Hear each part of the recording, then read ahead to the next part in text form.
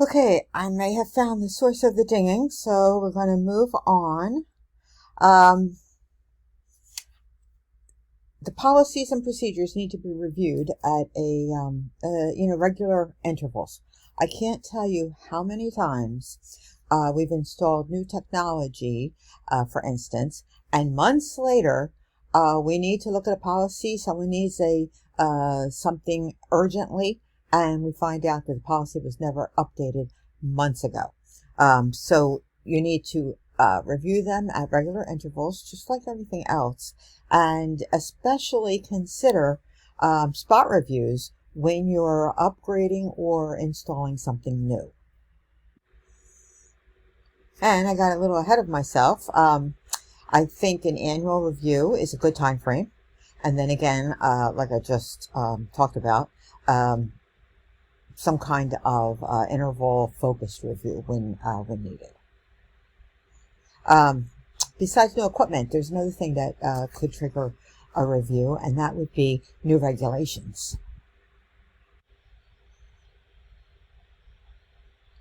Now, when we're writing policies and procedures, the first bullet point here is crucial. The policy should cover 90% of the circumstances. I have technologists who will always say, what if, and propose these obscure situations that could occur, but extremely rare, if ever. If we document every single one-off situation, the policy becomes too onerous and confusing to use. So we want this to be a document that people use. We want it to work well. We want it simple, straightforward. So I like the 4 steps that they provide on slide 7. If you're starting from scratch, you may need to collect background information. And again, use your technologists. They're the subject matter experts. We can't know everything about everything, especially since we all have, most of us probably have clinical backgrounds, but not in every modality. So there's no way we can know all of the intricacies, policies, protocols, procedures of modalities that we were not trained in. Now, if you find yourself in a situation where their policies and procedures are really lacking or haven't been updated for years and they need extensive work, create a committee. Form a committee, have a core group, have them reach out to the subject matter experts in each modality to begin the developmental process. And always use a technical writing style. Be clear, concise, and simple. Not a narrative. We're not telling a story. We don't want to get hung up on that type of writing. We want it to be straightforward, to the point, technical writing style. Slide 11 gives additional suggestions about the writing style. And then how you put that information together. I always favor an outline over a narrative approach. I think it helps users find the information more quickly. There can be subtitles, bullet points. I just find that much easier to read, especially when you need to find information quickly. And always make sure that your policies and procedures align with the rules and regulations and any of the laws governing healthcare. Sometimes people will start writing something and then you need to review it, because when you look at the big picture, you realize, oh, we just overstepped our legal bounds, or we said something that was contrary to the regulations. Slide 14 shows some of the types of legal violations which may occur. We can think back several years to the CT Tech in California, who repeated a pediatric CT an excessive number of times. Was there a policy in place? Did the tech exercise reasonable care? Great example of why we need policies and procedures. If it states that if such and such happens, the CT can only be repeated X number of times, then that's what we do.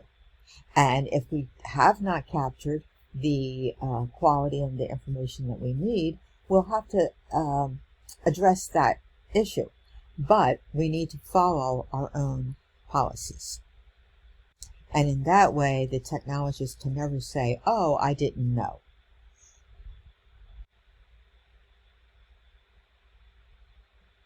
Above all, we want to, wrong slide here. Above all, we want to minimize the risk to the safety of our patients, our team members, and our organization.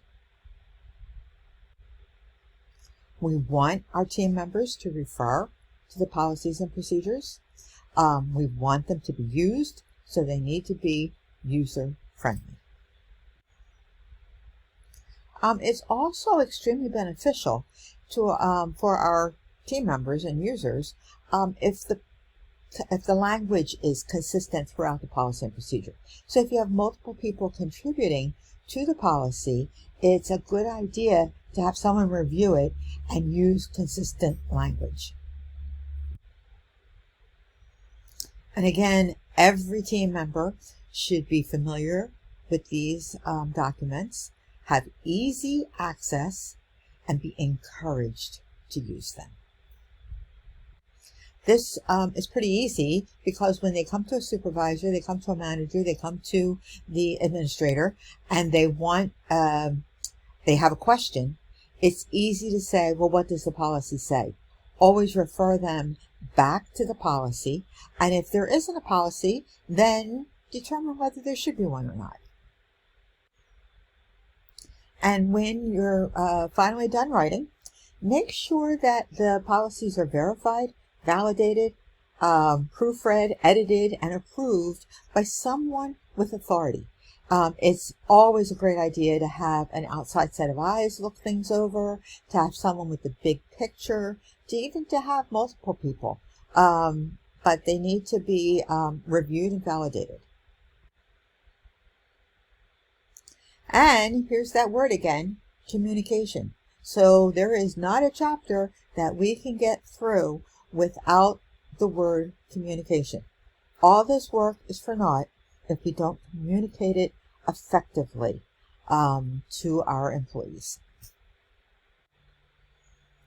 Use the policies and procedures at orientation. It gets everybody off on the right foot. And then continue to use them for training, development, as an educational resource. So we are the role models. We keep referring to the policies and procedures because everyone can't memorize everything. But when our team members see that that's where we go for the information, they'll learn to go there also.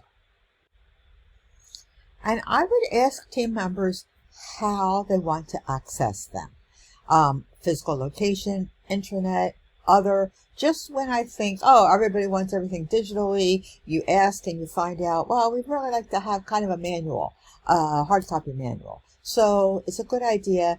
We want them to access it. We want them to make it easy for them. We want to provide them with the way that they will access them. So a well-crafted set of policies, procedures, and protocols is one of the most important sets of operational documents in the healthcare organization. You could call this, this is our core set of operational documents. They demonstrate our professionalism, and they help in terms of ensuring that we comply with accreditation and regulatory agencies. Thank you. Hi, I'm Pamela Addy, and we are going to move into week 9, chapter 3. This is entitled Document Processes to Ensure Service Delivery, or might be better known as Policies, Procedures, and Protocols. Policies, procedures, and protocols are really a must-have in today's healthcare environment. In bullet point 1, it describes the documents that they help define responsibilities. They maintain consistency, so to ensure that our patients are getting a consistent service no matter who does the procedure. And they are really critical in times of an incident or when we need to make a response to an emergency. And to help us differentiate between these three words, which sometimes are not really well understood by everyone, policies are the methods of the actions or the expectations, how to act in every situation. Protocols provide a framework to guide us through the situation. And procedures are the processes that get us to the policy outcome. So for an example, a patient has a contrast reaction. The policy tells us what to do. What actions do we take? The protocols tell us, they guide us through the steps of the actions to get to the final expectation. And the procedure that we follow are the processes that also get us to the end result. We can use these documents to guide decision-making by our team members and by our leadership, and also to solve disputes when two people disagree as to what procedure or policy needs to be followed. Employees need written documentation to refer to. This can be written, either hard copy written or it can be electronically written, but it needs to be documented. It allows everyone to have a better understanding of the expectations. Well-defined policies actually protect the employee and the organization from confusion, especially confusion in an urgent or emergent situation, and potential litigations. So policy and procedure set manual will bring new hires up to speed more quickly and increase overall efficiency, motivation, and professionalism when we provide a consistent level of service that speaks to our professionalism. I am trying to figure out what that ringing sound is, but I'm not getting very far, so I apologize for that.